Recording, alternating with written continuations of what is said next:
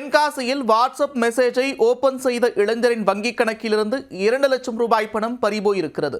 OTP தெரிவிக்காத நிலையில் பணம் பறிபோனது எப்படி? சைபர் கொள்ளையர்கள் சிக்குவார்களா?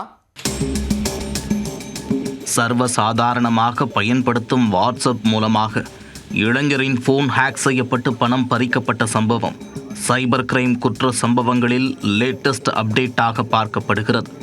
நடந்தது என்ன? தென்காசி மாவட்டம் கடையநல்லூர் மதினா நகரைச் சேர்ந்தவர் அன்வர் காஜா. 26 வயதான இவர் கிருஷ்ணாபுரம் பகுதியில் பைக் வாட்டர் சர்வீஸ் கடை நடத்தி வருகிறார். கடந்த 31ஆம் தேதி நூற்றுக்கணக்கில் SMS வந்துள்ளது. அதனைத் தொடர்ந்து பிரபல ஆப்பான குக்கு FM என்ற பெயரில் வாட்ஸ்அப்பில் ஒரு மெசேஜ் வந்திருந்தது. எப்போதும் போல நார்மலான மெசேஜ் தானே என்று அன்வர் காஜா அதனை ஓபன் செய்து ஓடிபியை பார்க்க மட்டும் செய்துள்ளார். அதை யாரிடமும் தெரிவிக்கவோ SMS வழியாக அனுப்பவோ செய்யவில்லை.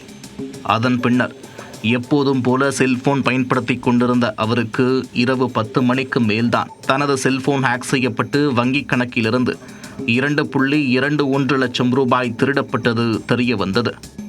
உடனடியாக ஆன்லைனில் புகார் தெரிவித்த காஜா அதனைத் தொடர்ந்து தென்காசி மாவட்ட காவல் கண்காணிப்பாளர் அலுவலகத்தில் உள்ள சைபர் கிரைமிலும் புகார் தெரிவித்திருக்கிறார்.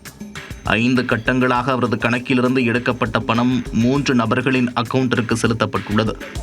மாத கணக்கில் தான் சிறுக சேமித்த பணம் ஒரே நாளில் அபகரிக்கப்பட்டிருப்பது வேதனையளிப்பதாக அன்வர் காஜா தெரிவித்துள்ளார். கடையநல்லூரில் அதிக அளவில் இஸ்லாமியர்கள் வாழும் பகுதியில் பிரபல தொழில் நிறுவனங்கள் இருக்கும் இடத்தில் ஆன்லைன் பண மோசடி நடந்திருப்பது வியாபாரிகள் மத்தியில் அதிர்ச்சியை ஏற்படுத்தியுள்ளது. வழக்கமாக APK ஃபைலை டவுன்லோட் செய்தால் மட்டுமே அதன் மூலமாக போன் ஹேக் செய்யப்பட்டு பணம் பறிக்கப்படும். ஆனால் வெறுமன வாட்ஸ்அப் சாட்டை ஓபன் செய்ததால் பணம் பறிக்கப்பட்ட சம்பவம் அதிர்ச்சியை ஏற்படுத்தியுள்ளது.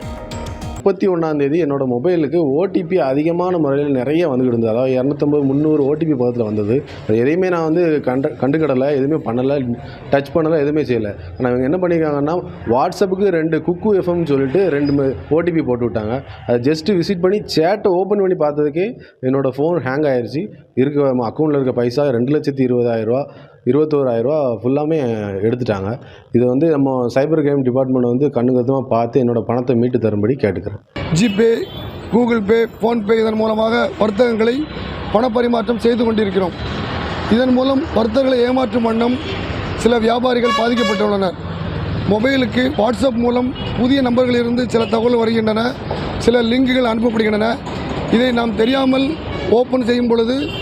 லிங்கை ஓப்பன் செய்யும் பொழுது நம்மளுடைய பேங்க் கணக்கில் இருக்கக்கூடிய பணங்கள் முழுவதுமாக பறிக்கப்படுகின்றன. இதை நாம் கவனமாக எடுத்துக்கொள்ள வேண்டும். வணிகர்கள் மட்டுமல்ல, பொதுமக்களும் இதில் கவனம் கொள்ள வேண்டும். இதனை தவிர்க்க காவல்துறை, கிரைம் காவல்துறை, இது சார்ந்த அனைத்து நிர்வாகங்களும் இதற்கு உடனடியாக தீர்வு காண்பதற்கு நடவடிக்கை எடுக்க வேண்டும் என உங்களை தாழ்மையோடு கேட்டுக்கொள்கிறோம். ஆன்லைன் குறித்து ஓரளவுக்கு அலர்ட்டாக இருக்கும் அன்வர் காஜா போன்ற இளைஞர்களே சைபர் கிரிமினல்களின் வலையில் விழுந்துள்ளனர். இந்த சூழலில் சாமானிய மக்களின் பணத்திற்கு உரிய பாதுகாப்பு இருக்குமா என்பது கேள்விக்குறியாகவே இருக்கிறது.